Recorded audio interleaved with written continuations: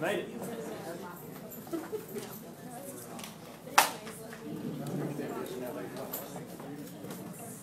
Hello, Bobo. Hey, how's it going? Pretty good, pretty good. Not much. Huh? I can't hear you. No, I gave it up. No. I sat and watched it on my internet. They have a free live feed from NASCAR.com on the internet, so I watched it on that. Yeah, I've been trying to do several miles a day. They said it was. It looked pretty big. Not like it used to be, but it was pretty big. Feels good. I mean, I feel like no. Did you see a lot of campers going back and forth? A lot more campers. I'm going to start doing something because I've gained 10 pounds. To me, donuts.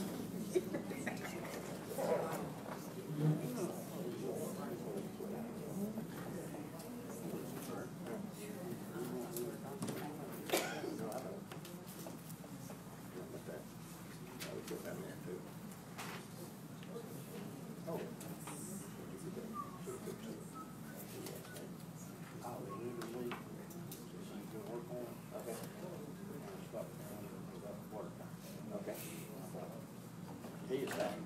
How come I didn't write that? Okay.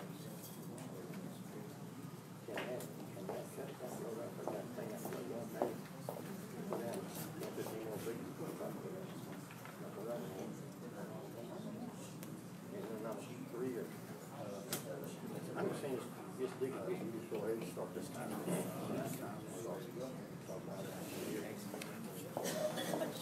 You gotta watch it on your phone and you're live in person too. Oh, you can do both.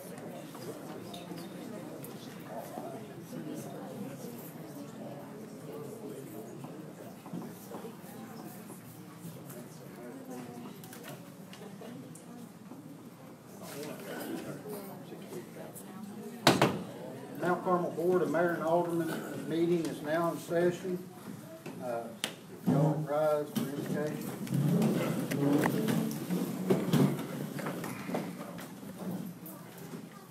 Dear gracious Heavenly Father, God, we thank you for allowing us to come together tonight in this board meeting, making decisions for our town, for our community, for our churches, businesses, families.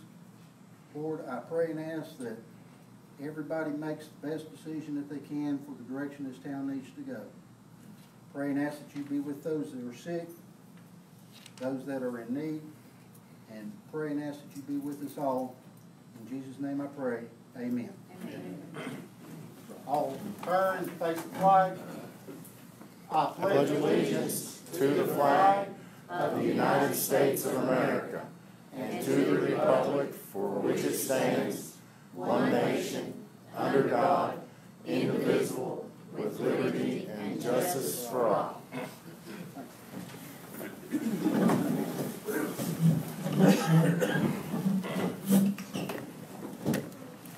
Roll call, Michael, please. Alderman Wanda Davidson. Present. Alderman Jim Gill. Here. Alderman Stephen McLean. Present. Alderman Pat Stillwell. Present. Alderman Carl Wolf. Present. Vice Mayor Jennifer Williams. Present. Mayor Chris Jones. Present. At this time, I get the opportunity to welcome everybody, so I want to welcome everyone to the board meeting tonight on August 22nd, 2019, 6:30. At this time, normally I don't say a whole lot. This time I believe I'm going to. I want to talk about real briefly the direction that our town is heading. We have started this 2.5 years ago to have a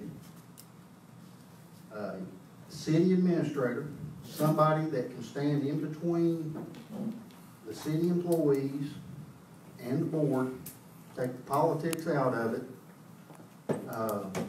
somebody that is accountable to the board, but yet protects our employees, And at the same time, there's other duties that this gentleman also does. We have worked on projects with TDOT. He attends meetings with TDOT. He goes to some meetings that when I'm not able to, he goes to them. And we actually work really good together, me and the city administrator. Some meetings that he can attend, I attend. We have been working with the organizations in Rogersville to try to look at grants for our community, grants for Main Street. We have to report certain financial statements to the comptroller's office. We have to watch which direction the money's going. There are so many things the city administrator has to do, and a lot of times he can't even get up out of his desk. I think most of the time, of course, I think a lot of times he's usually on the phone with me out in the parking lot. But we've actually grown close enough in a working relationship that we are working together in the same direction and trying to move the town in the same direction. We know Main Street has to be developed. We are focused in on Main Street. We are focused in on what's going to bring businesses in. We are also not neglecting our community as well, because we're focusing on how to bring our population at a greater level by promoting construction of new homes. We have done away with all of our building fees so that builders can come in and construct new homes and encourage them to do so that we can increase our population and since also helps the community, because every new residence we get in town helps the community little bit by little bit. Eventually, who knows? You know, we may have another subdivision get added on. I've actually been approached by an area just outside of our city about being incorporated. I'm not going to discuss that any further until they actually approach us. See, that's the problem with this. You keep I'm it all speaking, the I same. have the floor right now. You got interrupted. So, you know, we're trying to go in a positive direction. And that's the whole purpose of the city administrator. You know, he has to sign checks. He has to be accountable for every employee that we have. The city administrator does so much far further things that no one could ever sit down and write down every, I keep asking Michael, write down every single thing that you do today. And it's so hard for him to do it because he just don't have time to do it. And he don't think about every call that he answers and every call that he takes and every complaint he answers and every complaint he takes. And right now, hopefully, because me and him both have been on the state over Carrs Valley Road, they're finally repaving that mess over there. And I hope that's the reason why, because I've made enough phone calls and I know that Michael's made enough phone calls. Maybe that's the reason, maybe not. Maybe they just decided, well, we've heard enough from the whole community. I don't know. But those are things that we look at, and things that we work together on doing and trying to progress towards. Do we need a city administrator? If this town's going to go forward, yeah, we need somebody that stays in that seat, that keeps progressing forward, no matter who falls into the mayor's seat, no matter who falls into the board seat. We can point, the board can point him in a direction and he can go for it. Now, they can change course the next election. But still, he can steer that course if the boards will let him do his job. Okay, with that being said, again, I'd like to welcome and thank everyone for coming. Do I have a motion for approval and or correction of the minutes of the Board of Mayor and Alderman meeting dated July 25th, 2019, and the committee and departmental reports? I make a motion to be approved as read. I have a motion by Alderman Carl Wolf. Do I have a second? I second it. I have a second by Vice Mayor Jennifer Williams. All in favor, aye? Aye. Any opposed? Okay. Do I have a motion for the approval of monthly financial reports? I so moved. I have a motion by Vice Mayor Jennifer Williams. Do I have a second? I'll second that. And I have a second by Alderman Carl Wolf. Any discussion? All right, all in favor, aye? Aye. Opposed? Motion carries. Visitors' comments. At this time, all persons wishing to address the board shall stand, state your name and address, and shall be limited to a 3-minute presentation. The board may not participate in any discussion and cannot vote on the subject you present. Absent an emergency, the earliest time that the board might discuss and vote on the matter will be at the next Board of Mayor and Alderman meeting. Individuals and or group representatives who have placed an item on tonight's agenda will be allowed to make a brief comment when that agenda item is open for discussion. At this time, I open the floor to any visitors' comments. Mr. Allen Floyd, I recognize. Yes, I'm Alan Floyd. I live in Valley Crest Drive in Hampton States. I think Mike Halstright is a real asset to Mount Carmel, and we need to quit nitpicking on each other and get together and try to bring this city out of its misery. We really do. Seems like for years we get going good, and you always got that one bad apple pulling you down, wanting to drown you. We need good, positive thoughts about Mount Carmel. We need to start building, and we need to really start focusing on new business and homes. Mike, you've been doing a good job of why you got these certain ones always wanting to pick on. Every so many months he comes up wanting to fire you.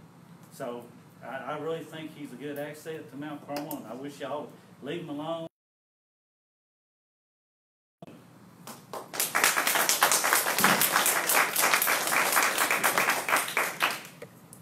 Thank you, Mr. Floyd. Do I have any other comments? I can't see you, but I'll recognize you there with the hand up. My name's Harold Bostic. That's the first time I've been to the meeting since I lived here in Mount Carmel. I'm sorry, what was your name, sir? Harold Bostic, B-O-S-T-I-C. Might talk a little funny, I just got new teeth. But anyway, the wife and I moved here from Illinois in 2005. We love the community, we love the town. But in driving through the town, a lot of places, people collecting junk and garbage, I swear, it looks like a garbage dump. Does anything about it. I just talked to Vince there about my neighbors behind me, down there, a Spanish family. That same thing. They got cars parked around the house and grass growing up around them. Ain't been licensed or driven probably 3 or 4 years. I don't know why we drive around and we can't see this stuff. But I go on some of these side roads. You don't have to be you don't have to have good eyes.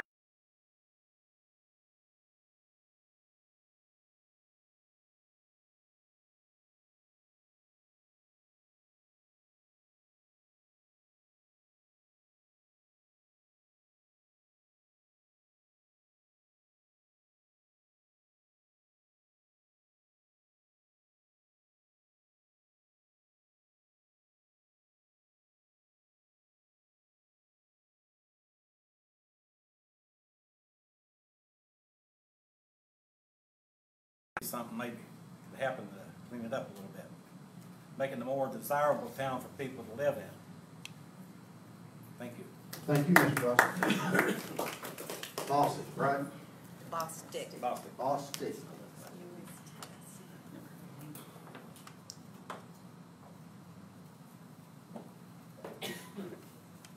Any other comments? Yes, sir. Commissioner? My name's Ray Jesse. I live at 531 Poplar Street. I Googled the definition of alderman. An alderman represents the people. The aldermen are elected by the residents and aim to do what is the best interest of the residents of the town. The turmoil created by the Mount Carmel Board of Mayor and Aldermen is not in the residents' best interest. Reducing a benefit such as earned sick leave does not create a contented workforce. It only creates more problems, even to the point of more employees leaving the city. Eliminating the position of the city administrator is going to create even bigger problems. Who do these aldermen propose to do this work that's currently being done by Mike? Who do the aldermen propose to do this work that's currently been done. Does anyone on the board have these qualifications? I've heard the town only had one applicant the last time they advertised, when Mr. Housewright took the job. With all the turmoil created by the present board and the articles in the paper, who in their right mind would step into this mess? It would appear that some aldermen just want to see their name in the paper, no matter what the consequences are for our town. This board needs to make decisions that would move our town forwards, not backwards. Thank you. Mr. Jesse, do I have anyone else?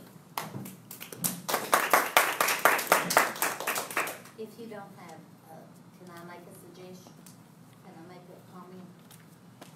You comment the same as any citizen. Thank you.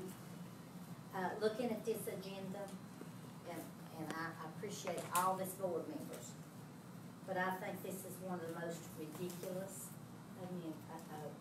agendas that we have had in the years that I have come in and sat in and out. I'm like Jesse, or Mr. Jesse, I'm like you. How many of you on this board have had business math, accounting, political science, business administration? I know I have, and I've had classes. And I started out in college as a business administration major. And after I started these maths, I said, not for me. Because I don't want to handle millions and millions of dollars, especially when it is our towns, our citizens' money that we're dealing with. So I don't think any on this board has got the knowledge and the experience and the education as our administration. I mean, not administrator, there's a difference between an administrator and a manager. And I think we need things left alone because we need to make policies.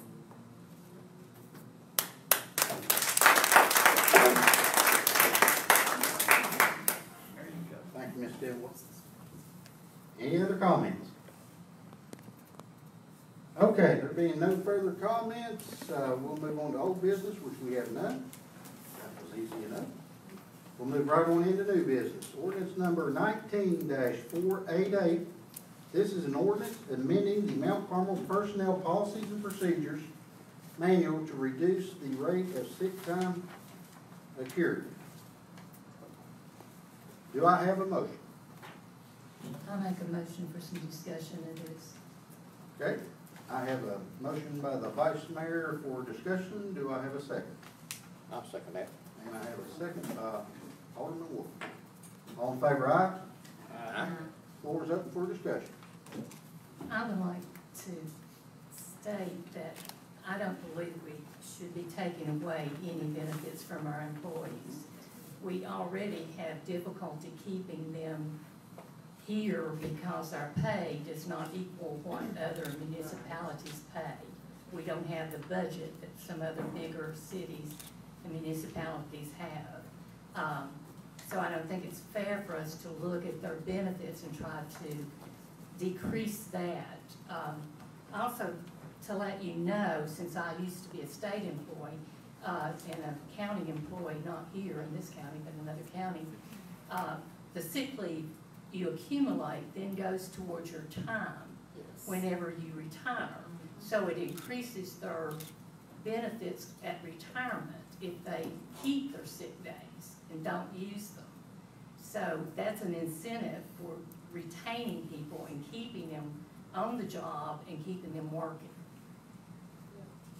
I agree with you because I've done some research on this since this has been brought up the last time.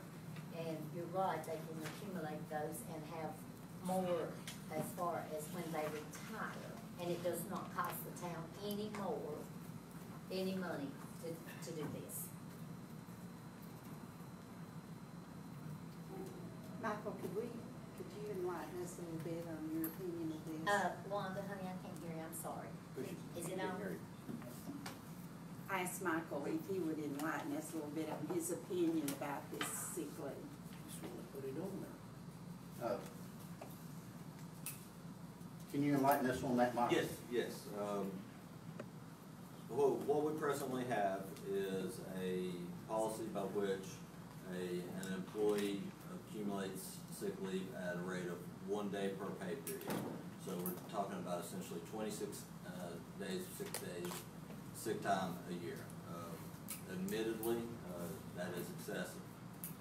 If we were establishing this policy today, frankly, under no circumstances would I recommend that this allotment of sick time be what we do.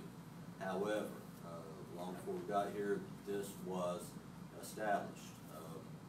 Because it was, I would not recommend going away from that. The sick time is something that can be managed and should be managed, and it is managed. I've looked at the numbers statistically. Our absentee rate due to sick time is right in line with any other organization. We have no indication of anybody abusing sick time. As the vice mayor and the alderman had said, this is a tremendous retirement and employee retention benefit. They are correct that at the end of their service, when they retire, their accumulated sick leave goes towards their retirement. And the vice mayor is exactly right. We will never be able to pay enough to stem the flow of employees going from our city to larger cities that can pay better. And to some degree, all cities face this. What we do have, though, is a tremendous retention benefit in the sense of the sick time policy and the accumulation of sick time. Like I said, sick time is something that can be managed. We have not seen employees, we have no employees that abuse this policy. We have in the past, but it's on the city manager to regulate, to enforce sick time, and to see to it that it's not abused. And there's a number of tools that I can use to make sure that that happens. I know a fine example of this, Michael, would be if we have an valued employee that's been with us for 25 years, he's getting close to retirement. He's accumulated 4,000 or 5,000 hours in sick time. He will probably stay with us until he retires at that point. Yes. Because if he quits and goes somewhere else, he loses that 5,000 hours. Yes. So he'll probably stick around at least until his retirement to take the benefit of that. So we wouldn't be losing someone that has acquired the skills and the knowledge that we need in this town. And I will add to that and say that that retirement benefit comes at no expense to the city. That is handled through the state, through TCRS. That retirement benefit does not cost us one penny. Mike, didn't you say these days was creating a increase on our insurance? I think you made that statement.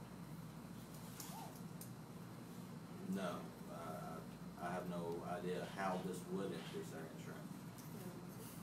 Why didn't this get this out of thin air?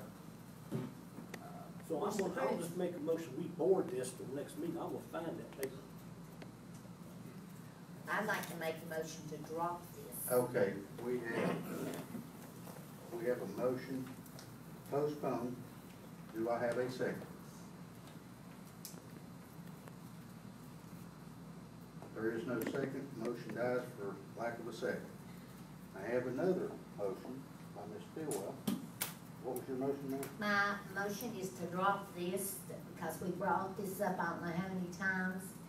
And if you do the research, and I did before I got here with mine, I think that it should be dropped and not be brought up again. Okay, Alderman Pat Stillwell's motion is to drop this ordinance and not bring this ordinance back to the board. Do I have a second? I'll second that. Okay, I have a second by Vice Mayor Jennifer Williams. Is that a legal motion that we can make? I don't know that it's necessary. I mean, if it fails, Fine. You should Just vote on the motion. I would just vote on the ordinance. Ordinance. Yeah. Well, I make a motion that we vote on the ordinance then, if there's no more discussion. And I second them. Okay, I got a motion, which is to vote on the ordinance. Right. That's still up, because that's first. Seconded. All in favor, aye. Aye. Opposed? Wait a minute, what are we voting on as far as Voting on this ordinance. the ordinance, to adopt this ordinance? Yeah, so the vote would be to adopt, yeah, if you're making a Vote motion would on. be to adopt. If you vote yea, you adopt the ordinance. If Okay. you vote nay, you do not adopt the ordinance. Okay. And you should do a roll call. Okay? Right. Wait a minute, on that nay. It means you're not If adopting. you want this If you don't ordinance keep to it- take keep it the way it is effect, right now. you say yes. Correct? Huh? If you're gonna keep the 26 days where it is right now, that'd be yes? And No, that'd be a yes. no. Be a no? That'd be no. Nay, okay. You know. Well, make sure we're sure. Yes is to change, Okay. no is to leave it Leave it like like it is. Okay. Okay? Roll call, please, Michael. Alderman Wanda Davidson, No.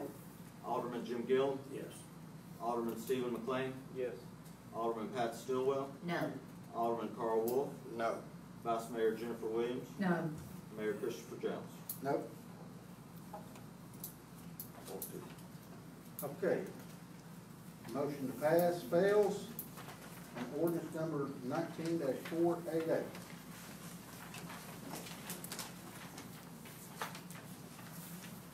Resolution 19-589, this is an ordinance eliminating the position of city administrator and reallocating those responsibilities and authorities over personnel. This is a resolution. I'm sorry, Mayor, the wording on the agenda is incorrect. This is, It's an ordinance. It says 589, 489. All right. I apologize. This is ordinance number 19-489. This is an ordinance eliminating the position of city administrator and reallocating those responsibilities and authorities over personnel. Do I have a motion on this resolution, or on this ordinance? Make a motion to open it up for discussion. Okay, I have a motion by Alderman Stephen McLean to open up for discussion. I second that. I have a second by Jim Gillum to open it up for discussion. All in favor, aye? Aye. Opposed? Okay. Motion to open up for discussion is open. Who wants the floor first? I do. Go ahead, Steve. I think this is the most ridiculous thing I've ever read. The reason being, our department heads are all new. None of them are seasoned department heads. So there's no way that we can,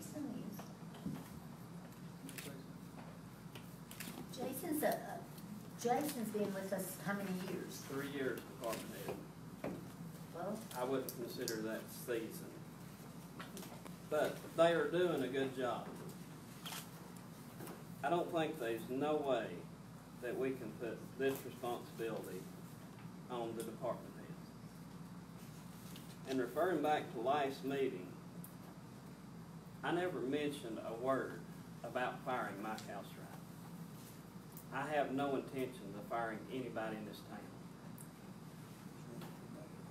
What was mentioned was eliminate the city administrator's position. Sorry, but that's Mike hired in here as administrator and city recorder. He has 2 job titles. If you take one away from him, he's still got a job here. no. So my motion is for Mike, I think he should retain his position as city administrator. Okay, wait a minute. I don't. Are you Well, saying that your I motion think it is should for be. Michael to retain his position as city administrator? That's what I said. Okay. And to do away with it, I mean, this, I don't know who come up with this. Well, the way we drafted it was based off the prior ordinance, which gave the board hiring firing powers. But section 3 can be amended between readings. It can be stricken between readings. There's nothing that says if you pass it on first reading as it's written, that you can't amend it before second reading. So, you know, if it passed on first reading, you could say you want to pass first reading with the caveat that section 3 be stricken between meetings and section 2 be amended to include all hiring and firing at the board level. I mean, that's something you can do as well. There can be fairly sweeping revisions to ordinances in between readings. You just can't change what's in the caption, basically. In other words, when you said to put it on the agenda for eliminating the city administrator position, then this Yeah, is but what this is this is the only way to do it. This is nowhere close to what I said. I said give all the authority back to the board.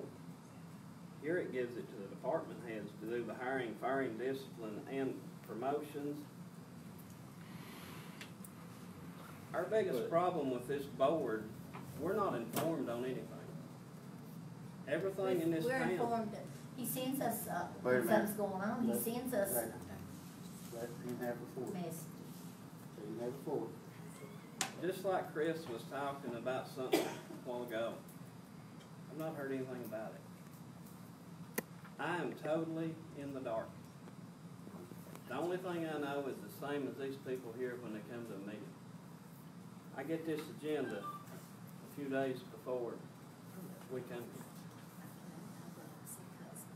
Anything goes on in town is kept a secret. You all know as much as I do.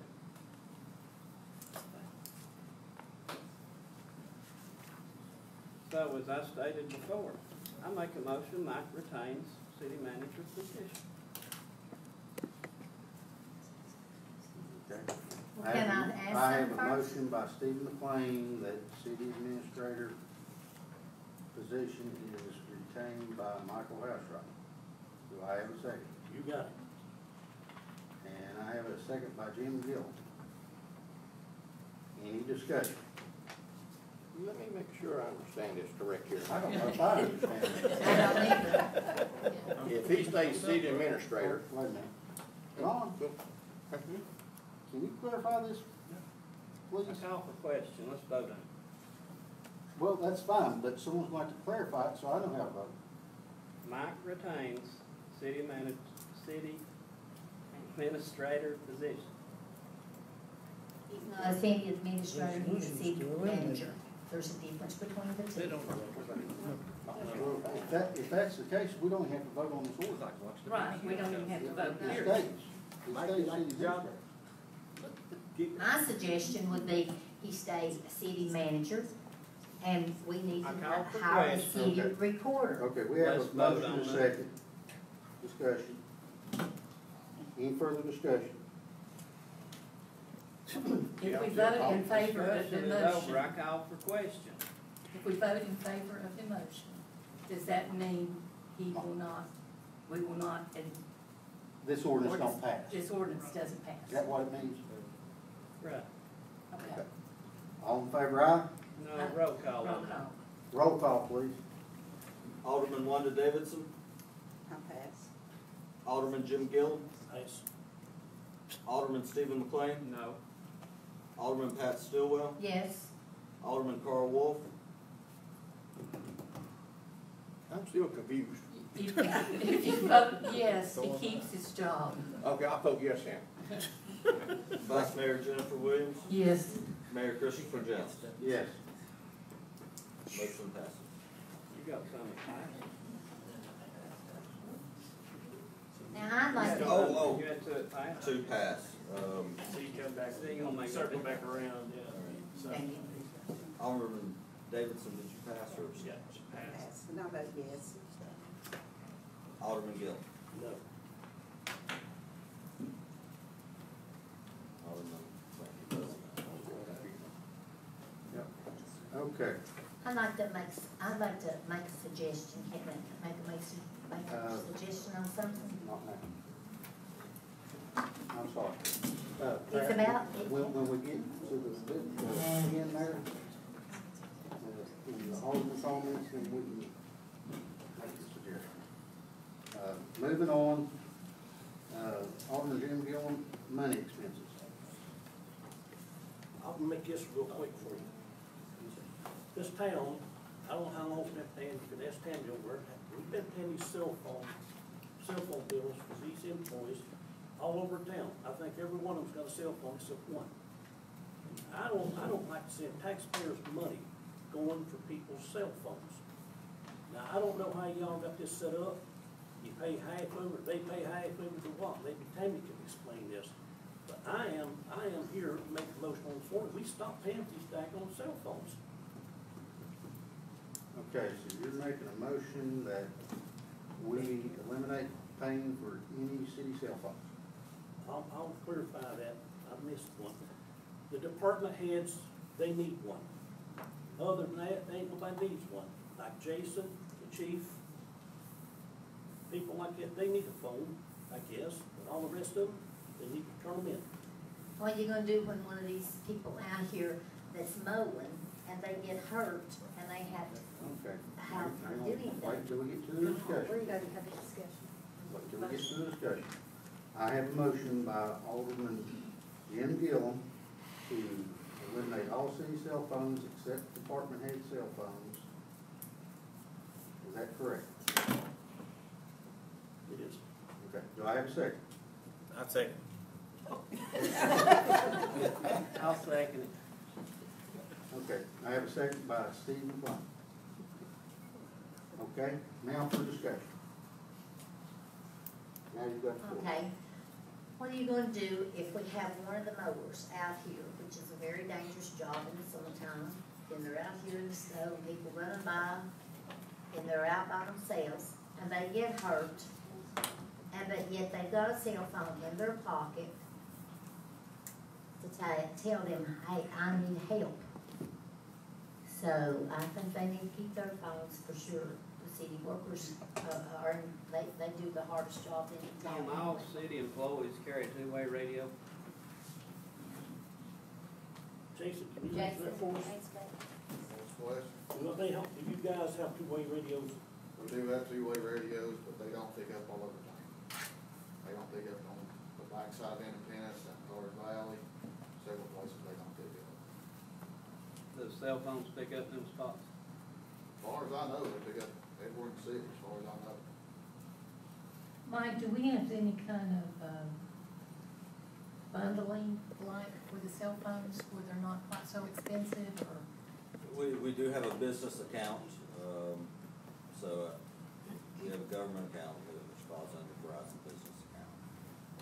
The rate's established pretty much on the allotment, the size of the package that we have, shared minutes, things of that nature.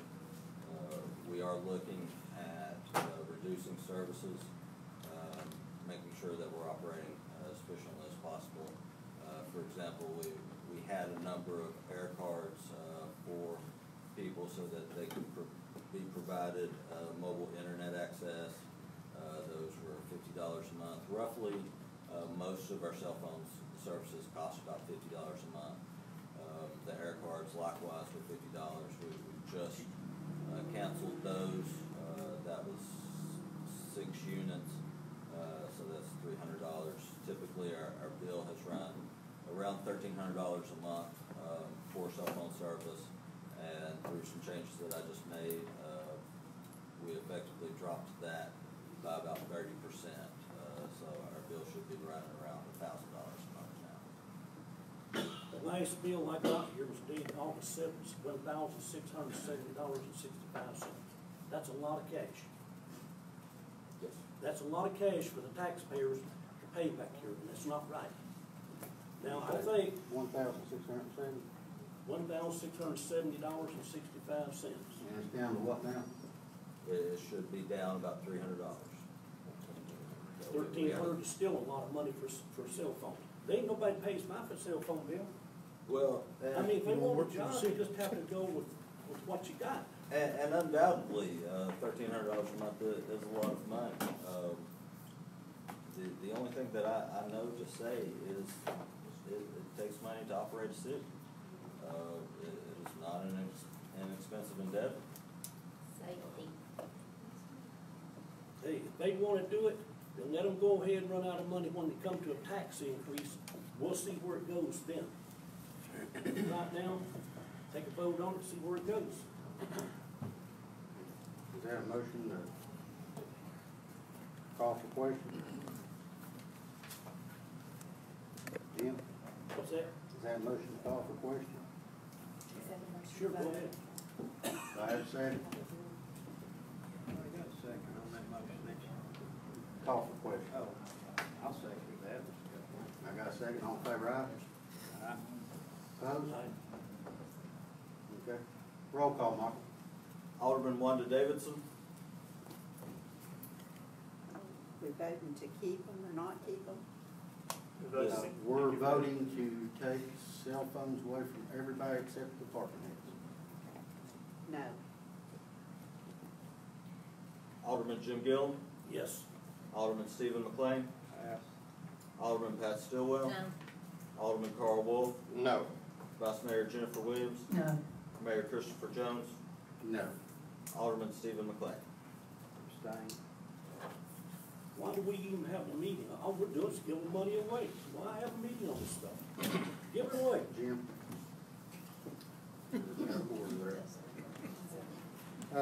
Any further discussion on, money expenses?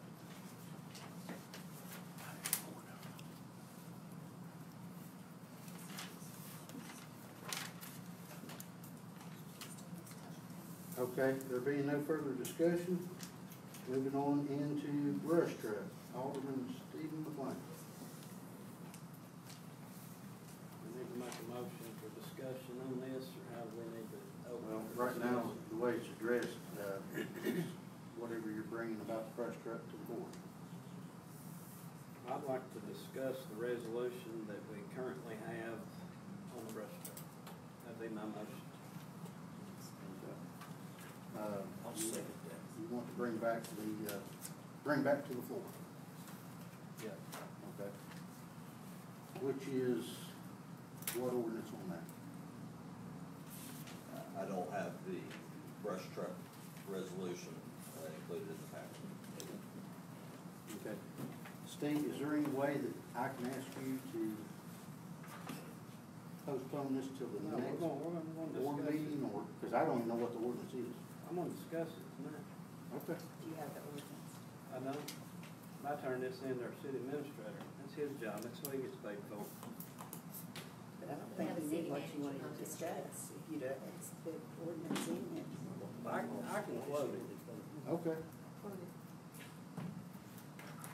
I don't have. You got the floor right now. Okay, on our brush truck, the best of my knowledge, the ordinance reads, we pick up brush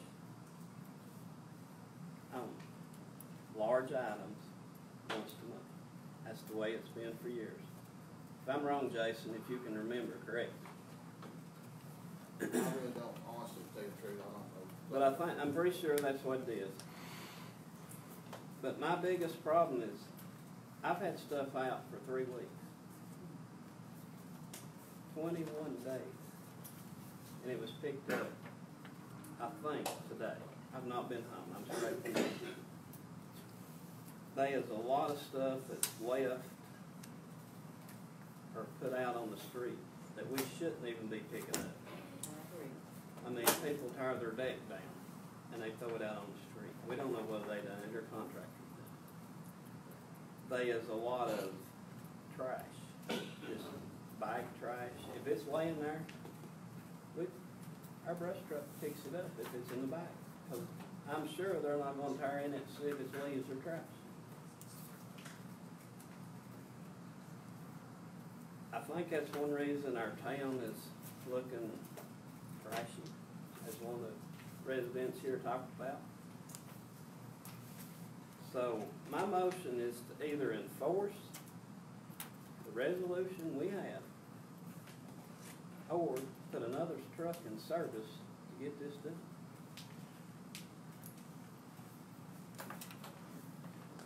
Okay, so I have a motion to enforce the city ordinance on brush pickup. Do I have a second? You got it. And I've got a second by Jim Gillum. Okay. Roll call, please. Hold Well, on. ask a question. Enforce it by prohibiting picking up other things. Yeah. We can get more trash around here if we don't pick it up. And I only interject because we had a motion, or we had an ordinance that the planning commission sent up a couple of years back about against large trash items, contractor waste, Right. all these different things. It didn't pass. Which we discussed this in a workshop. Jason shared his point of view on it. We're running a trash truck anyway, plus we're paying Kingsport to pick up the trash. I mean, we either need to cut back on what we're doing or pay Kingsport more to do it all. Well, Mr. Peavy, didn't you read in the book that it said, I think you had either Tammy or somebody to go down and get it, that it says trash in a bag and stuff like that is not to be picked up by the trash truck. It needs to go in the trash can for the trash truck to pick up, not the brush truck. I think that may be accurate, but, you know, what this is. I think a lot of it's gonna be public education, but right now That's we've got a motion on the floor, and we have a second. Sorry, John, to cut you Oh, off. you're fine, no problem. I have a motion and a second. Roll call, please. What do we do? Oh, you wanna ask what we're voting on? No. I'll ask Steve one question. If somebody throws a mattress out, for example, a lot of people throw mattresses and old chairs, Right. are we, proposing maybe get another truck to pick that up, or how do you propose to handle that? Because like the gentleman said, there is a lot of trash. People do throw out a lot of it. You know, the brush truck used to run a complete cover of the town in 1 week. Okay. You know, it was by every house at least once a week. But now, it's getting to where it's making around every 3 weeks. Which, have you been broke down any, Jason, that pretty much run? No, I mean, if it's behind 3 weeks, it should, I will say that. Now, we can't make around it once, it should be within once a week, I will say that, within no more than 7 business days. Right. But you know, the town's picked up the size, and, you know, there are a lot of stuff we pick up. I mean, it's just a matter of whenever you can make it to the next house. But there's a lot of things we used to do with it, we can't anymore. And if we run another truck, we're gonna have to have another man running. I mean, I'm very limited on what I got right now. Right. I know there at one time, it was like the first and third week Right. was brush, and second Okay, well, we say this, was large items. right. But now they're all going to the same place. Well, that's been like that since I've been here, and I've been here 14, 15 years, something like that. So that's been a long time back, Long time back. long time back. Well, I'm like you, Chris. The public needs to be educated on what can be picked up and what certain days they pick up so that it won't lay for 3 weeks. And if you send out, you probably have to send out a newsletter to the citizens explaining what can be put in the, be picked up and what has to go in the trash can. And that would solve a lot of it, wouldn't it, Jason? And if I'm not mistaken, Jason, I think you and Michael, from what I understand, was working on the efficiency and We've been working on some things for that. working on some different things to help maybe speed things up. We have some safety concerns, you know, there's things we can do, but to get it back on a set day, that's gonna be hard to do. I know they just now, this past week, started researching and looking in ways that they can improve the brush and large item pickups. That just that's one of those topics that just finally hit underneath the city administrator's little photo. Well, if we'll enforce the resolution we've got, it'll help them a whole lot. I agree on that. I mean, yeah, I'll have to haul a lot As to a- the dump, but it's, as a citizen commenting right now, I'd have to say, I know all of our trash needs to be picked up, one way or the other. And we might want to start by educating them before we go strictly enforcement. Right. Right, which I understand, we can have the education time before we enforce this, but we don't wanna wait another 30 days to vote on it and see what we're gonna do. You've got a lot of brush out there, the contractors put out there, he gets to pick it up. Now, we shouldn't be doing that. Well, I know when we do find that contractors put it out, Jason goes and addresses them and explains to them that they're going to do something with their brush themselves. And if I do find that out, that's hard to prove unless I physically see the truck, the name on it, something to that extent. A lot of times, you kind of assume that somebody's done it, but proving it's a different thing. Any further discussion? Which I'll have to say, I've run the brush truck in this town. People put out stuff that I can pick up in my hands and throw in the truck. But I'd have to get out, grab it, and throw it in the truck. You know, a handful of stuff will fit in the trash can. You know, we need to look in, start enforcing this, and then maybe adjust it some more later on. You know, 2 twigs off of a rose bush shouldn't be, the truck shouldn't have to stop. It takes several minutes to set the truck up just to swing the boom over to pick up one piece of limb or brush or whatever. And the first time our employee steps off and just reaches down, grabs it, tosses it, pulls a muscle or something, then we got a workman's comp claim. Right. That's definitely true. So, just for clarity's sake, the motion is to enforce the ordinance, not to also buy a brush truck, or run a second truck, right? That was to enforce this or. Right. But, well, let's do the enforcement one first, and if it doesn't work, then we'll go to the Okay. second. Any further discussion? Okay, the motion is to enforce this ordinance. So if you vote yes, it is to enforce the ordinance to its entirety. Vote no, everything carries on as is. Which we can amend that to not, you know, enforce immediately, you know, till we get, let the So residents be, your know motion what's happening. amended to educate the public first, say for the next month, Right, and then start enforcing. that worked, That work?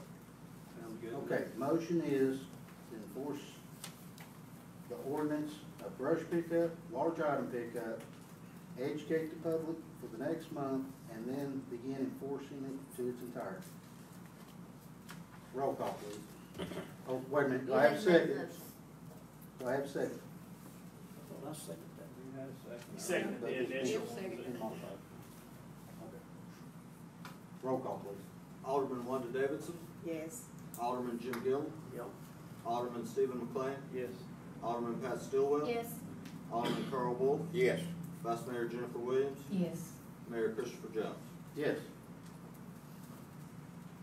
Personnel policy, Alderman Steve McLean. Well, I first put that on there as to discuss these sick days, but I went ahead and added that to it. But I would like to add something, which a lot of people here is going to say I'm picking on Mike again. I would like to put in personnel policy that if the city administrator was to quit, leave of any reason, vacate his job, that his authority goes to the board, not the mayor. And that's my motion. We'd have to have that in the form of an ordinance. Because all those powers are allocated via ordinance currently. But it also says in there that he's controlled by the personnel policy, anything. Well, yeah, he also has to abide by the personnel policies and procedures, but his duties can only be allocated by ordinance, that position's duties. So we could,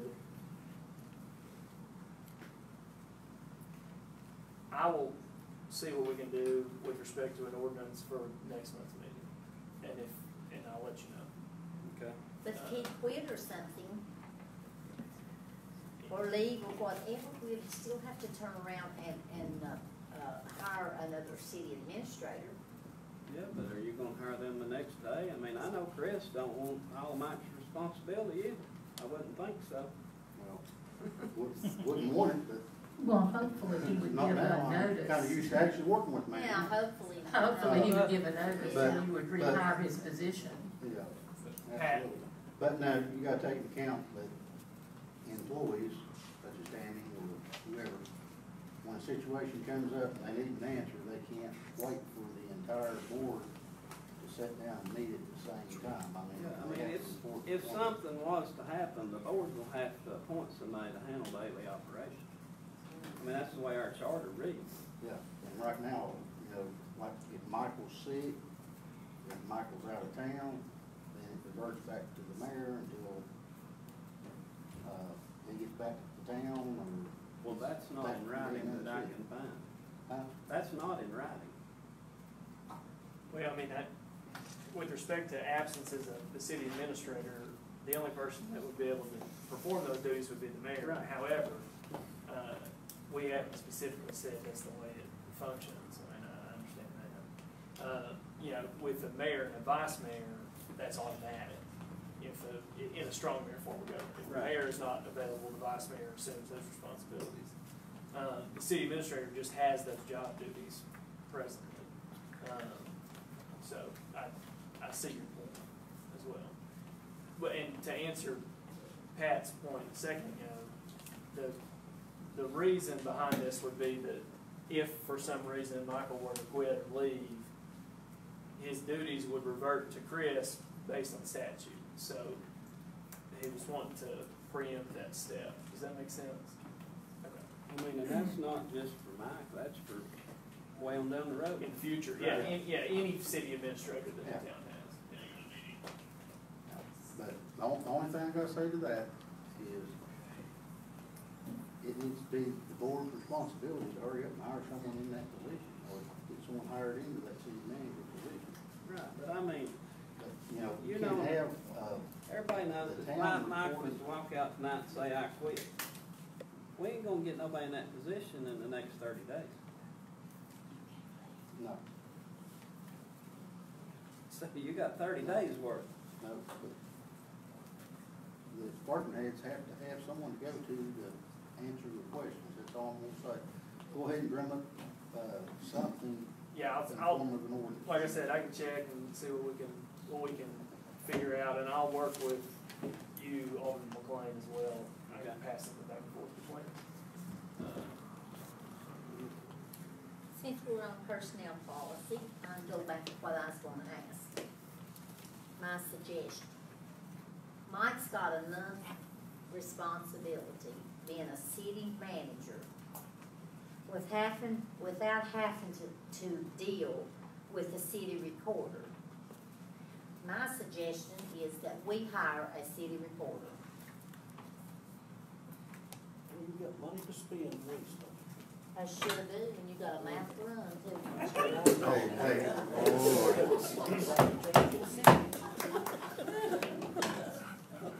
I don't think you can do that on personnel. Yeah, and I don't know that that's necessarily in line with the agenda, unfortunately.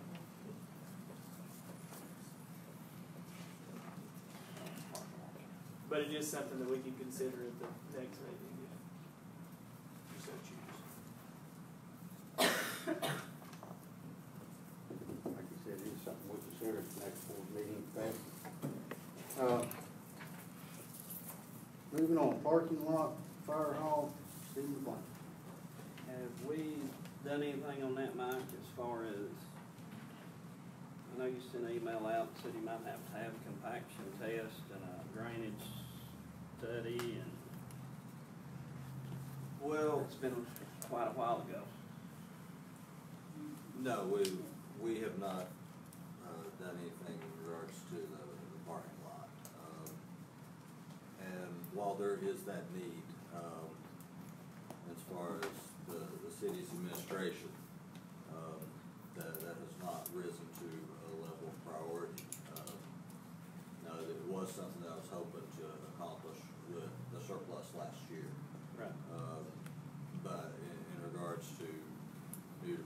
heads, changing policies, stuff like that, that has not been established as a priority. I think that likely there is a soil density problem there that, you know, just throwing concrete in would not be a permanent fix. Well, do you know what that place is built on over there? Do I know what it's built on? Right. Public Works, fire hall. You know, that was a complete sinkhole. You're never gonna get compaction there. Yeah, So you're gonna have to just throw concrete at it, well, in my opinion. and that may be the case, but no, we do have a series of drains that goes along that side of the building. My fear is that the same need where those drains are located, the absence of that drain in the front is undermining the structural stability of the concrete, or the asphalt rather, whether it's asphalt or doesn't have the structural rigidity necessary anyway. So my thought is we may have to run and extend that drain around to the front. Has that engineer not given you that report back yet? They have not. They have not. Now this is the state's TTAP. It's technical advisory for pavement. It's operated out of UT. They came through, I think, about 2 weeks ago. Evaluated. They looked at that. They evaluated all of our city streets as well. They will be coming forward to us with recommendations on, you know, what streets need to be resurfaced, what streets need to be patched, things of that nature.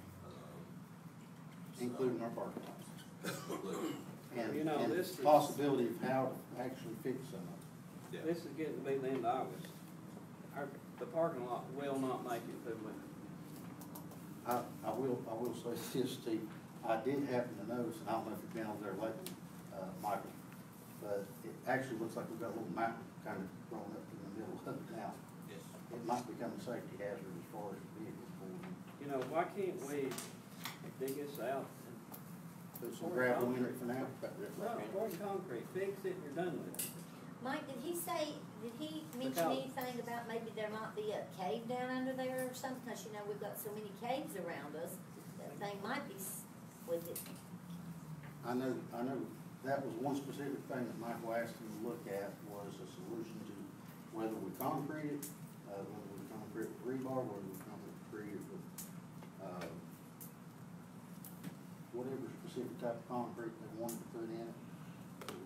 You got a concrete man sitting there, ask him. You know, We're these trying to government- cross that bridge. That's all I say, These government, it takes times, and usually we sit back and we wait for the engineers to say, do it this way.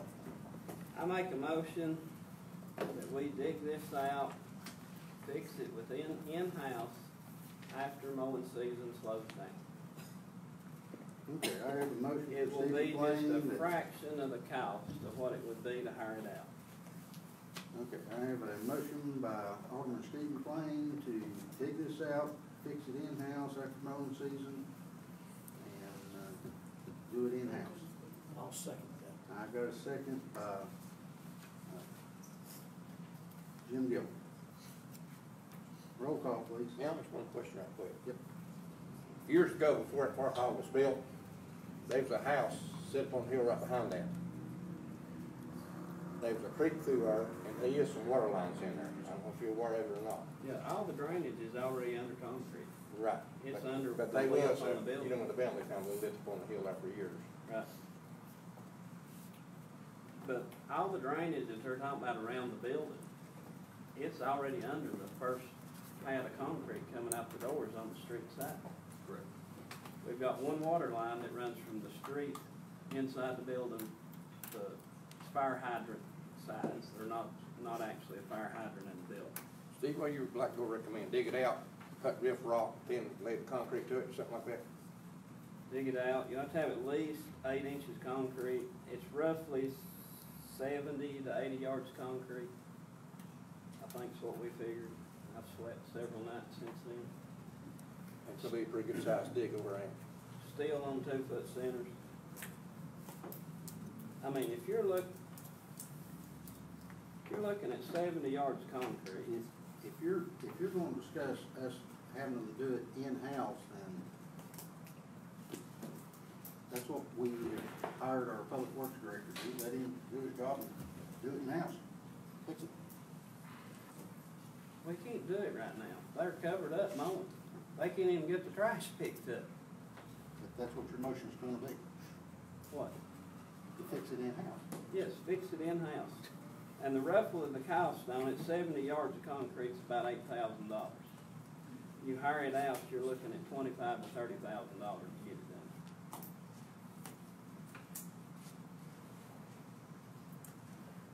So the motion is motion and second. Vote yes, then we'll do it in-house when mowing season's over and Jason has the time to do it. Roll call, Michael. Alderman Wanda Davidson, Yes. Alderman Jim Gill, Yep. Alderman Stephen McLean, Yes. Alderman Pat Stillwell, Ayes. Alderman Carl Wolf, Yes. Vice Mayor Jennifer Williams, No. Mayor Christopher Jones. I'm gonna vote no, but I'm gonna put an explanation with this, is because I think, that's the reason we have a public works director to make those decisions on what he can't do. Alderman Pat Stillwell, Abstain.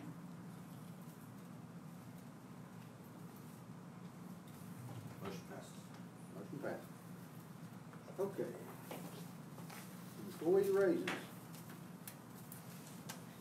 Stephen? That's me again. I know we discussed this at budget workshop about cost of living raises. We discussed whether to give a set amount or a percentage. And the motion was tabled 2 times in meetings. And, which I agree, our employees need more money. I'm not saying they don't. But just like I said in the workshop and even in the meeting, I like a set amount. It brings your lowest hourly paid employee, it gains him a little bit instead of on percentage. The people making over $20 an hour gets a lot more than one making $10 an hour. Whatever happened to this, because I've heard that this has been put into effect already, the raise. That is correct. And if the motion is tabled, it's illegal for anybody to proceed on with it without a vote. They got a The, raise this year, didn't they? They got Your a word raise. illegal just come out there. John, will you explain Well, I mean, how it was passed? Well, I mean, I don't know, because I wasn't at the budget workshops. I think I went to part of one, and I don't think I was at the other, so. But you know, there's no vote took there. Okay, right, It because the was- board can't vote at that time. The last thing that was tabled, we discussed a set amount, and I know it was 40 to 44 cents is what we discussed. Well, they wanted to table it, everybody agreed to table it and research it further. Well, in our budget workshop, Mike did state they was the money appropriated for that raise in the budget, Okay. according to what the board approved to do. And so the position would be that the board hadn't approved anything, so the money should have been for the same amount as prior. Correct. That's what you're saying it should have The been. money, the raises shouldn't Have gone into effect. gone into effect until the board decided how much or what not to give. What exactly, have you listened to the recordings? I thought he said 3%, that everybody would get 3%. We discussed this and tabled it. I mean, I remember it was that. never I we think, never agreed to do anything. If I can offer some clarification on this. The raise that was tabled,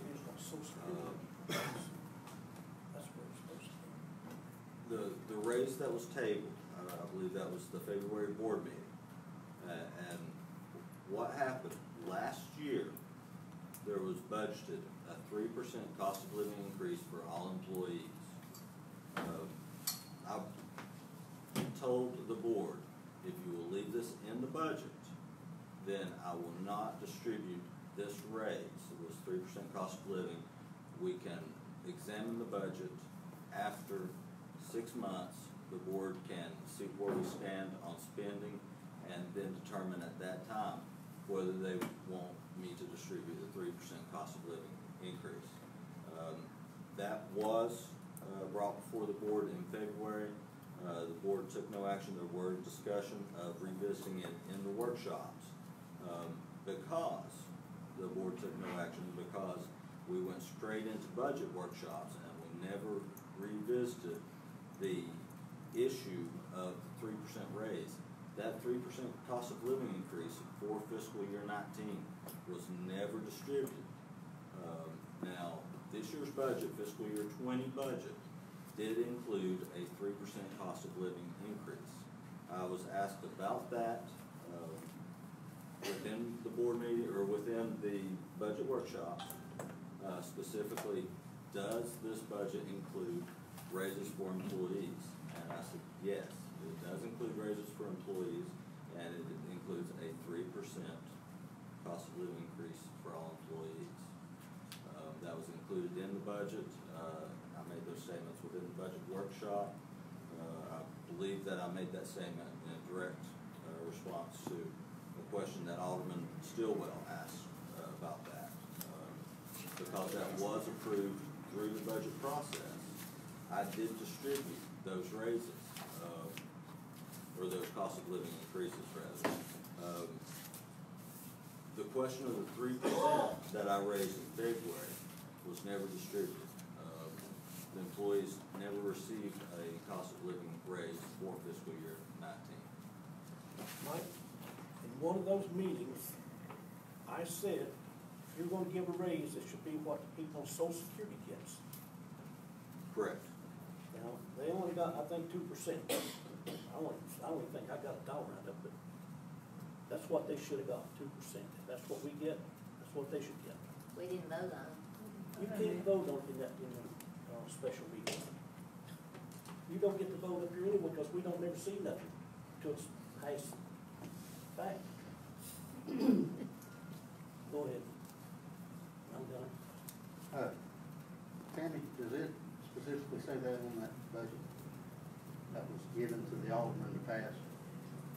The money's already in the budget, when you all passed the budget. Michael and I figured up 3% on wages, is what we figured up, and it was put into the budget, and you all voted on the budget. When we voted on the budget, I know there one time when Marion done the budget, and saying you done anything wrong, okay, Michael. I know Marion would list out there 3% cost of living raise. Was that listed out there? Michael did your budget. I didn't do your budget. The only thing I did was tell you what to do. Did it say that out there next to it? I do not recall whether or not any of the budget worksheets included that 3%. I know what you're talking about. I'll print it out on the side. On the line item to the side. I do not recall, but I do know that I was very clear. That it did include the 3% cost of living raise. Yes. Yeah, 17-18 never went through, but 18-19, or 19-20, sorry. 18-19 did go through, 19-20 did. Can we try to have that out there on next year's budget so that it's verified?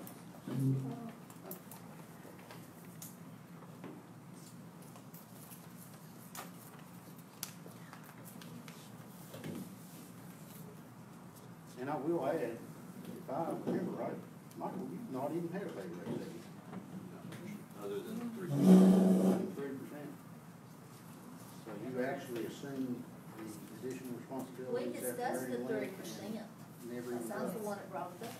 Yeah, he never even, I mean, what I'm saying is, he started out city administrator, and now he left, he assumed the other responsibilities, and never took any pay increases, pay raises, or nothing like that, so. He just assumed the same 3% as the rest of the boys.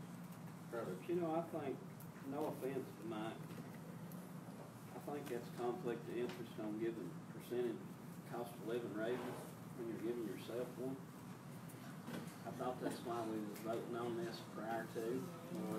No. Not him giving it, I mean, when we voted to pass that budget. But we was told that that was what we discussed in the budget workshop.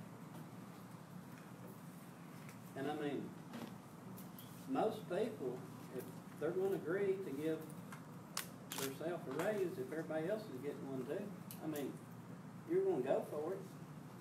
It's more money in your pocket. Well, That's why. anything, I think he needs probably another 5%. I'm not saying that Mike shouldn't have got a raise.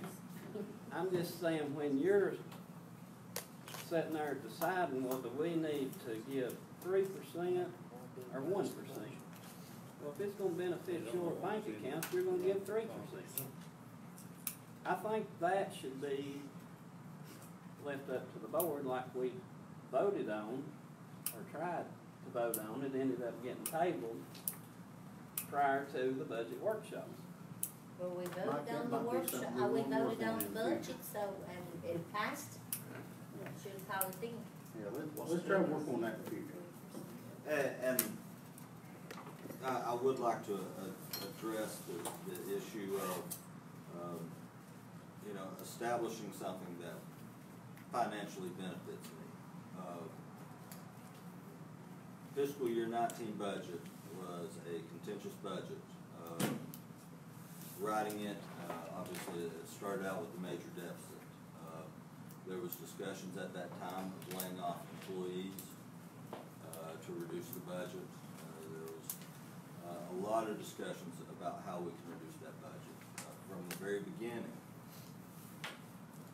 it had always been a matter of discussion that whenever I assumed the roles and responsibilities of the city or the city recorder upon Marion's retirement, that I would receive a raise to compensate for that increased level of responsibility. I want to make clear, and this is something I've never talked about, and never talked about in the budget workshops. That original budget did have that. I gave away that raise to avoid laying off employees during that time. Now, what year was this? This was fiscal year 19. So this was last budget season. The one we finished with $500,000. Right. So. But we started. It wasn't that bad. It wasn't as bad as y'all thought it was. Well, no, You it just wasn't. can't scratch $500,000 out of there. No, it wasn't. But that budget, the budget projections for that year, went in, I think, with a $60,000 deficit, if I remember correctly. The tax increase brought the deficit down, but it still remained a $60,000 deficit. And there was discussion of employee layoffs. I wrote my budget out because of that. When it comes to financial decisions, and especially with our employees and workforce, I'm very committed to them. Right. So it's not, the level of cost of living increase is not based on any kind of personal gain for me. And if you'll go back and you'll look at the February meeting where we discussed the pay raises, I actually agree with you. I prefer not necessarily a set amount, but I do prefer to go through a process by which we have performance appraisals and we tie raises to performance appraisals. That is a much more fair way to assess raises. Likewise, I agree, percentage raises are, while effective for cost of living increases, are not necessarily raises, but just handling every raise as a cost of living increase, be it 2%, 3%, does increase the gap between your higher paid employees and your lower paid employees. I agree completely. For this particular case, it was a matter of administrative ease, and my my ability to get our employees raises, and not trying to increase that gap. I do agree that I much prefer monetary raises established on performance evaluations. But you Michael, know what? with that being said, I want to add this, that we've been taking big hurdles first and trying to tackle all the big problems. And as we can work our way down into the little things, such as establishing a way of doing employee merit raises, then we're slowly getting around to that. But we're having to hit the big things, the things that deal with the money, with the comptroller's office, things like that. And we're having to hit all these big things like the intersection down there. And obviously, I'm not happy with the intersection down here at Hardy's at all. We've been working real big with the state on that, trying to get that changed. But we're trying to tackle the big things and then get down to the little things and it's slowly, getting down into these little things. Well, And there's a lot of little things. That comes If to you another. remember, I wanted to establish a personnel committee. In fact, I think you and Wanda and, I wanted to sit on, and maybe a couple more that can actually sit down and look at some of these things and start addressing them and come up with some suggestions and some ideas. Why is it not happening? I mean, how hard is it to put a committee together? Well, I mean, if you're that busy, there's something wrong. That's just like the intersection you're talking about. That's another secretive thing. You've not shared anything with the board members. I what would, now? What's the secretive thing? The intersection. Uh, Does anybody on the board know anything about the intersection that they're not happy with it? I don't like a stop sign. I mean, I know I don't like it, but I've not heard anything that. We were looking at the safety factors on it. Okay, that wait a come up minute, immediately. who's we? I called Michael about it, and I called the state about it, and I talked to their engineers. And I talked to state engineers, I talked to. See, that's the problem in town of Mount Carmel. Everything's tried to keep between 2 or 3 people. That's. You know, that's we're not the only- elected by the town. If you call me with a complaint, I address it. If that gentleman over there calls me with a complaint, I address it. Any person in this town that lives in this town, or any person that passes by in this town, calls me with a complaint, I address it. And I immediately send it right here to Mr. Housewright, and we try to work together to come up with a solution. But I really think the board needs to be more informed on the little things and the big things going on in town. Well, we are trying, because, I've got, since, I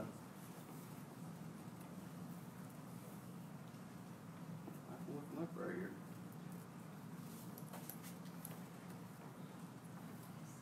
I've got the budget draft right here. There's one where we, had a brief update, on August the 3rd, August the 6th,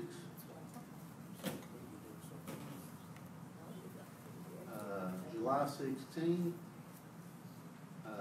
July 2nd, June 26th. I mean, he is trying to give us some ideas about what's going on in between the meetings. and if, I get emails all the time. Well, I must be missing out on a lot of it. I might get one a month, maybe, if that. Most of the time, it's about one every 3 to 4 months. well, And I'm not If saying it- it's if it's- only from you, Mike, but, the mayor don't never say anything as far as, but he's always got these things that we are looking into. Let's move on. I gotta go to work in the morning. Liquid salt. Has anybody done any investigation to the liquid salt that we discussed earlier this year. I don't remember what. We got our public works director right here. Now, I've done a lot of research on this, talked to Kingsport about it. We had made a system, I don't know, a year or two back, and it worked at times when times it didn't freeze. I've come to find out it has to be mixed with calcium chloride. The salt water that you're making has to have a percentage of calcium chloride in it. Now, the problem that we have on that is to buy the calcium chloride, you have to buy 6,000 gallons, which is a whole tank, and have a storage system for that. Every 1,000 gallons of salt water, you have to put 50 gallons of calcium chloride. Now, he told me that just the salt water had a certain point of freezing within a certain temperature range, and then the calcium chloride would freeze in another certain temperature. It has to be a combination of the right mixture to make it work right. Now, is that from Kingsport, you said? That's from Kingsport, the guy that makes it there. What's your recommendation on this, Jason? I've got some prices. These are rough estimates, I'll say. It's kind of rough estimates. We'd be looking to buy the calcium chloride for a rough price. He told me the best he could remember was per gallon, at about 35,000 to 40,000 in the business. That's a rough estimate. Nothing quoted on there. That's just a. Is that including the storage containers and? Storage containers, that is a real rough estimate. I've not got a exact figure on a 6,000 gallon tank, because you're gonna need one 6,000 gallon for the calcium chloride. You're gonna need about 2,500 gallons for, 1,500 to 2,500 gallons for the salt water, and then one to mix it into. So, I've got some prices on some tanks that was 1,500 gallons. Yeah, 1,550 gallons, which is $987. And the way I kind of figured it, kind of roughly figuring it'd be about $4,000 for a tank. And the way I was kind of figuring from gallons, the prices on smaller tanks. Is that locally bought? Looks like locally bought. The tanks was coming from a company that we buy our snow plows off of. I mean, the tanks is not. I know you and I discussed that once, but. Does the liquid salt work so much better than the regular? Now, he did tell me it did work real well. He said you're looking at about 24 to 48 hours prior use, as long as the weather permits. Of course, if it rains or something like that, it's going to wash it away. He told me that, we was using a gravity flow system that we made. And, of course, you don't want to do that because you're wasting more than you're putting down. If you're going up a hill, sometimes you're putting it down, sometimes you're not. Of course, it's just gravity flow. I've got some prices on a sprayer. It's about $3,474, $3,500 for a sprayer to put back in the truck. I have been working with Kingsport. I've not got a price yet that we could possibly buy the pre-made solution through them. I've not got a price back yet. And did you hear anything back, Tammy, this week? That would be the only possibilities and recommendations I would have, because 35 to 40,000. Kingsport told me it cost them 40,000 to get into the business 12 years ago. What he told me, 10 to 12 years ago.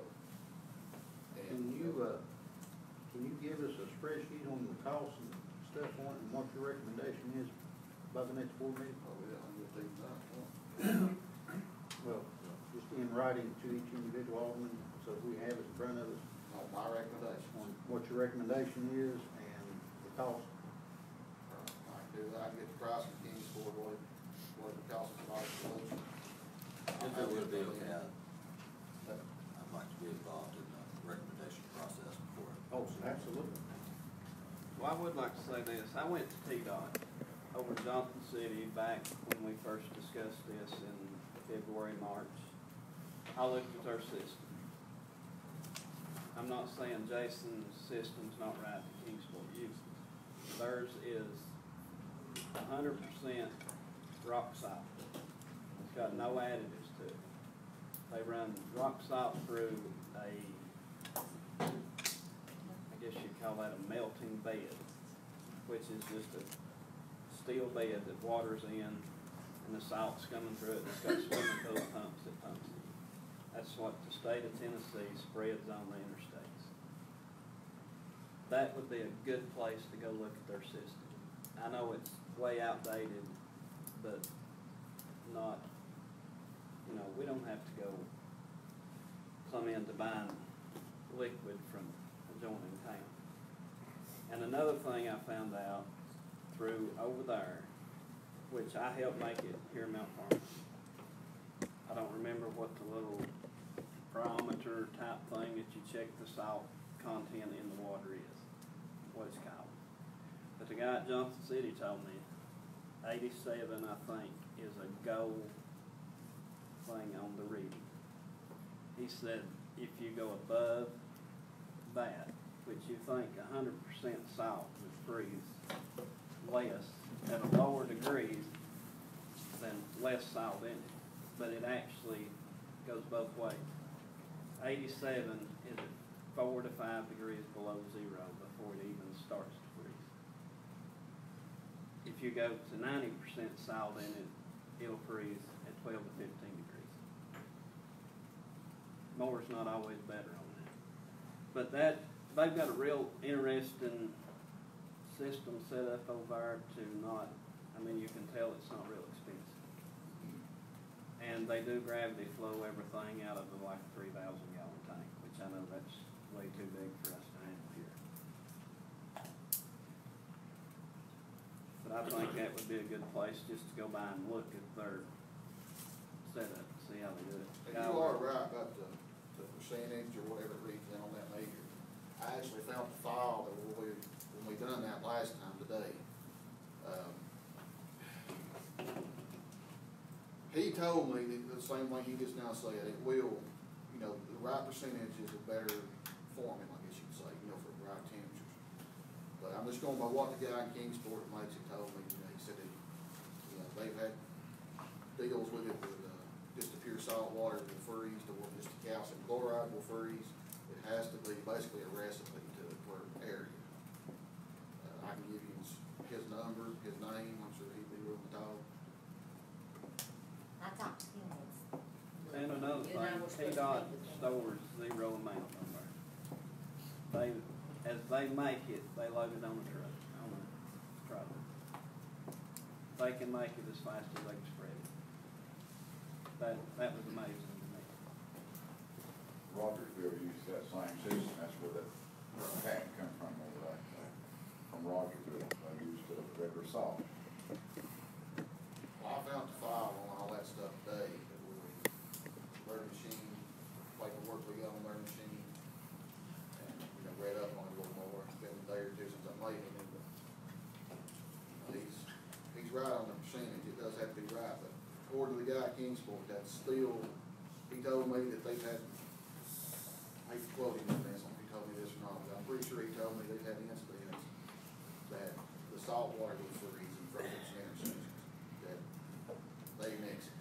That's all I Well, know. I remember when y'all tried out Inglewood Avenue, and I thought, oh man, this is great. And then 30 minutes later, started back up Inglewood Avenue and four-wheel drive with plow on my truck. I couldn't even get up Inglewood Avenue. It was so slick, it already froze over. Which the liquid salt don't work for every snow. I mean, even Well, this was just the first part of the snow. I mean, it was great to begin with. right. I and then mean, just like the guy over at TDOT said, you can't use it every time they're calling for snow. If it's drizzling rain, it's useless. But if it's one of these real cold days and it snows, that prevents any snow from sticking to the road. You can actually plow it off, which makes common sense.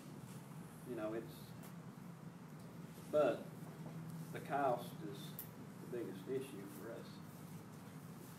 And is it worth the cost of, it takes about a fourth liquid salt to treat a street as it does rock salt. And this might be something that the Twin City Administrator and Jason here recommend to us. Any further discussion on it?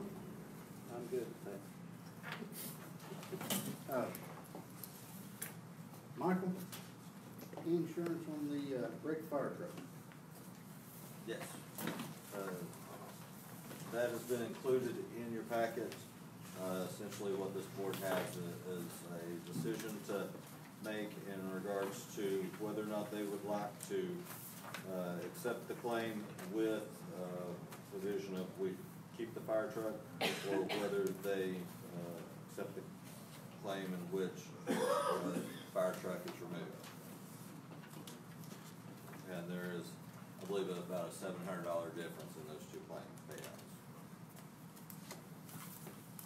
And I think the engine's probably well worth that a whole lot more, ain't it? Are we looking to get a similar type truck like this? Chief? We haven't even sat down with the proposal yet, have we? We have not sat down and discussed the replacement engine yet. We was kind of waiting to see on the insurance acceptance and all that. In the perfect world, yeah, we'd like to see something very similar come back into the town. I make a motion we accept the one where we keep the truck. The tires on it's worth more than $1,000. Do I have a motion to accept it, keeping the truck? Do I have a second? Yep. I have a second by Jim Gillum. All in favor, aye? Wait a minute. Can we have some discussion? We can have some discussion. What's your recommendation? There's pros and cons to both sides of that. Keeping it in, letting it go back for the $700 difference. The pro to keeping it is, you know, we can use the tires that are off of it, salvage the light bar even though it's 10 years old. The motor and transmission, from what I've been told, it would have to be tested because when it rolled, all the fluids mixed, so we don't know what the valves look like in there to be able to salvage it out. But the downfall is, once we strip it, we're still gonna have to pay the tow bill to get whatever's left from the truck to wherever we're gonna go. I know the tow bill from, when we wrecked it was a substantial amount. So I don't know what they would charge us to tow it away without tires on it. Because then you're gonna have to look at, get a rotator of some type to pick it up and put it on a flatbed because we can no longer tow it because it has no tires. Why don't you tell them what the tow bill was? $25,000. Absolutely. $25,000 to get a truck towed. They had to pull it up the bank from where it towed, and then to tow it where it's sitting right now is $25,000. Who was that record service? Now, we'll say this. If we do keep the vehicle, I've never used them again. you do have the option of Which I'm sure the selling insurance the paid vehicle at auction, that we probably get well over $1,000. Probably get I think we should keep the Well, truck. set the fuels on tires on that cost you $1,000. Exactly, so if nothing else, maybe we get some more money in there, help go towards a new vehicle just by selling it at auction.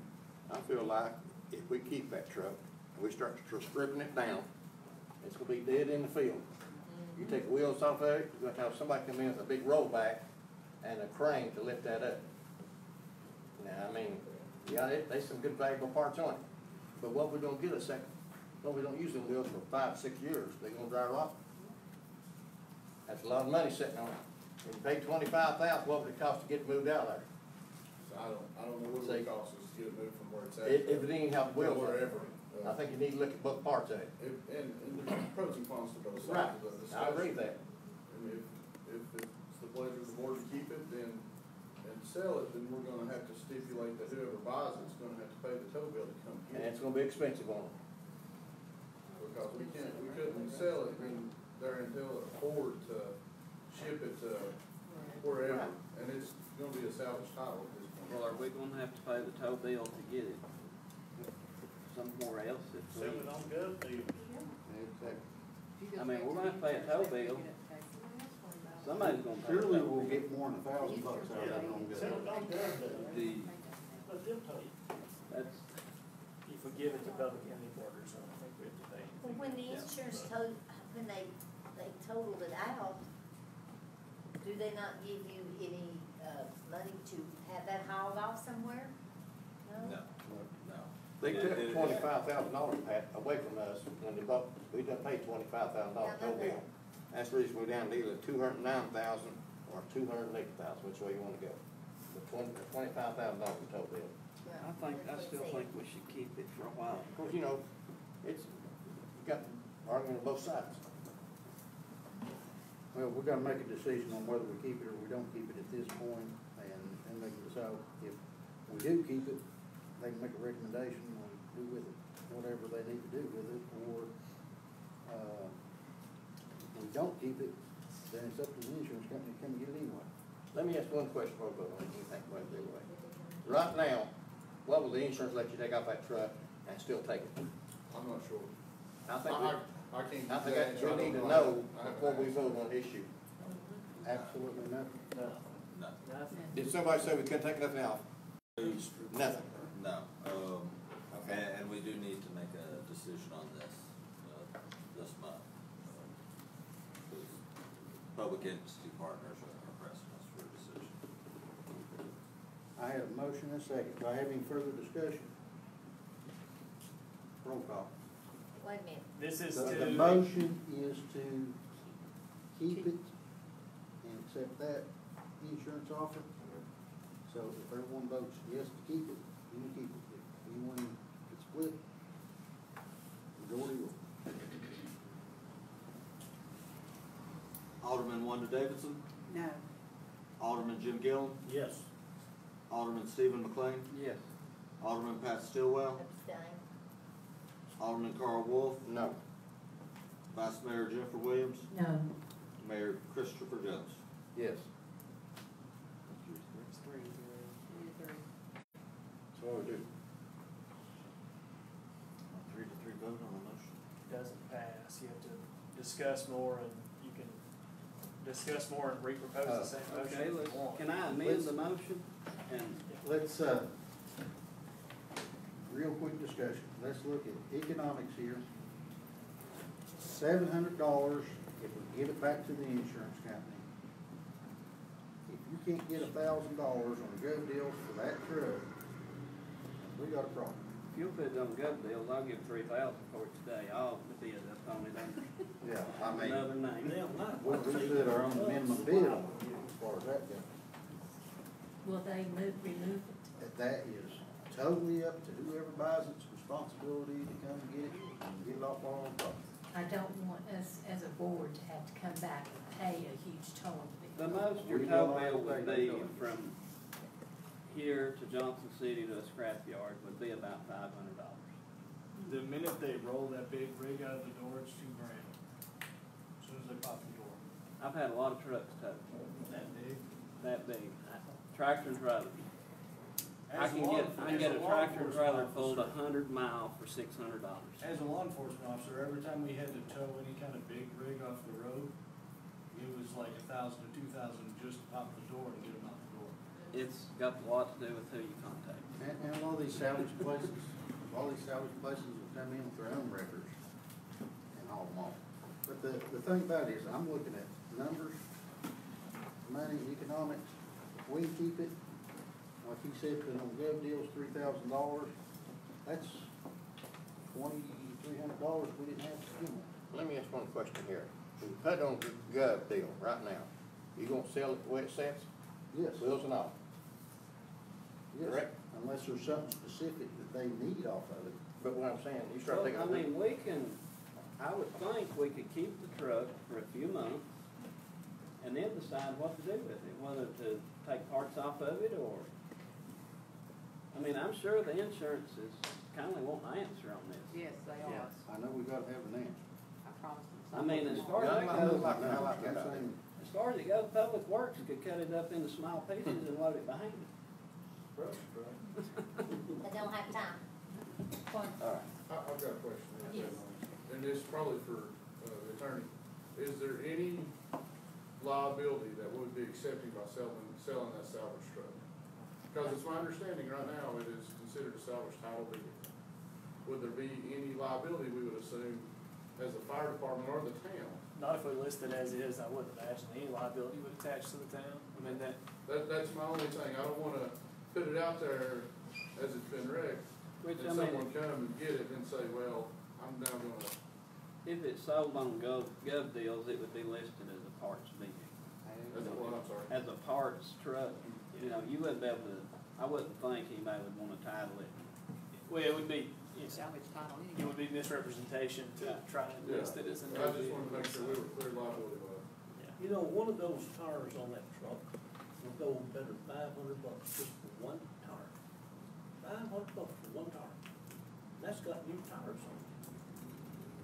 I'll make a motion that we keep the truck and accept that offer where we keep the truck. Do I have a second? What was your motion? To, Keep it. Same as it was long Same as it ago. was long ago. yeah. I'll second that. And I go, second. Okay, roll call. Alderman Wadden Davidson, No. Alderman Jim Gillum. Yep. Alderman Stephen McLean, Yes. Alderman Pat Stillwell, No, Alderman Carl Wolf, I'll vote yes on it this time, because I like our deal, selling gov deal. Vice Mayor Jennifer Williams, Yes. Mayor Christopher Jones. Yes. Passes that. City administrator comments. I have no comments this evening. City attorney? No comments. Okay, I'll start down here. Stephen, you got anything, Steve? Start on the other end and come this way. I'm gonna be first tonight. Pat? Chief, would you please introduce your new, our new assistant chief and our new chief for the Fire Department. fire department? I would, but I think he just ran away. Well, So I think he just ran away. No, he's still here. It's the new assistant chief, Mr. Scott Allen.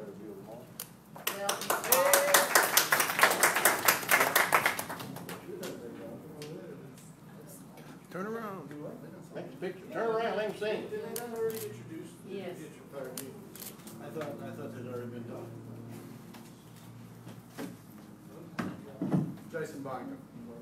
Yep, already spoke for you.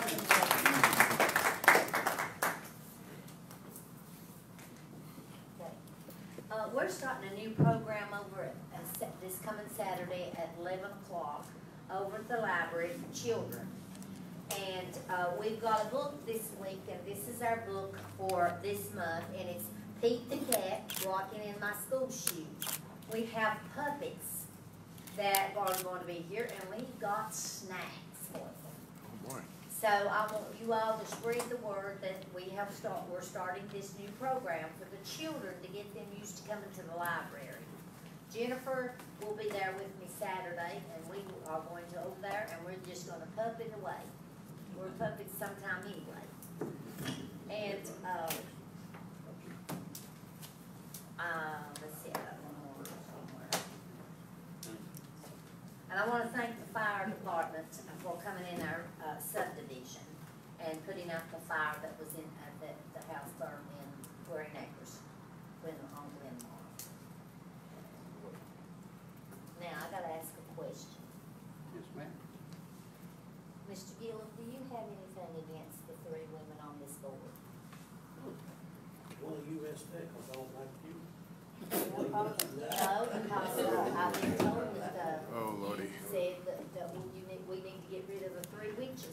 Let's, Did you say that? Well, why don't you bring that person forward? That'd be the best thing Let's, to do. Well, did you say? Dennis Boyd and I wonder. Oh. That wasn't No, I can that say a witches. lot about Jim, you got anything? No. I appreciate the community coming out, I appreciate your support, and I appreciate the job that our city manager / administrator's been doing, Yes, I appreciate it too. and all his hard work. Thank you, Mike. Yeah, I'd like to say that if we don't put some of this animosity and keep our mouths shut about name calling and all that we're not going to be effective as a board in the town's going to go backward. And we're all adults and we all have our opinion and we should respect each other's.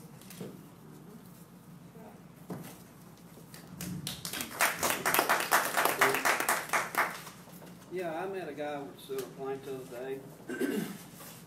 I was informed he's coming to work at Mount Carmel. I'm sorry, I can't hear you. I met a guy at the sewer plant the other day. He informed me that he was coming to work for Mount Carmel. And I do not remember his name. He is from Churchill, and he works at Churchill Sewer. And, like I say, I ain't got a clue who he is right now. Mike, would you like to share that? The reason that his name has not been shared out of respect for him and out of respect for Churchill, I was going to give him the opportunity to submit his notice before releasing his name. Okay, that's fine. One more question. We're in violation at sewer plant. We got a fine at sewer plant, is the way I understood that. Is that correct? I don't think we got a fine, but No. we've been put on notice, and you all should have received copies of it. We did receive copies. We did? Yes. Was that in a packet or? That Check was your a box. board update. It's a board update email. Yeah, right here is all in my box in the last 3 months. No, it was in your email. It was in your email. Email? Or should have been. I didn't get no email. I'm sorry. But anyway, what I want to say on that, I know about this violation since December. I talked to the state guy over there. Right after I come into office, he said this plant is in violation, and if it's not corrected, he was planning out a solve of the problem. And if there wasn't any actions taken, that it would go into a violation, you know. I stumbled up on this. I've known about it since December, straight from the guy from the state. Why are we not doing something to fix it before it went into a violation? Alderman, there is action being taken that has been communicated in board updates and sent out to the department. We are working with Vaughn and Melton in regards to that. Okay, I must be left out on them. No, it was sent. Maybe the phone's not working, because your name is on it. Well, I did get an email that I assume was sent to Mike, and it was from Pat, saying that this was a ridiculous meeting and that I was taking charge.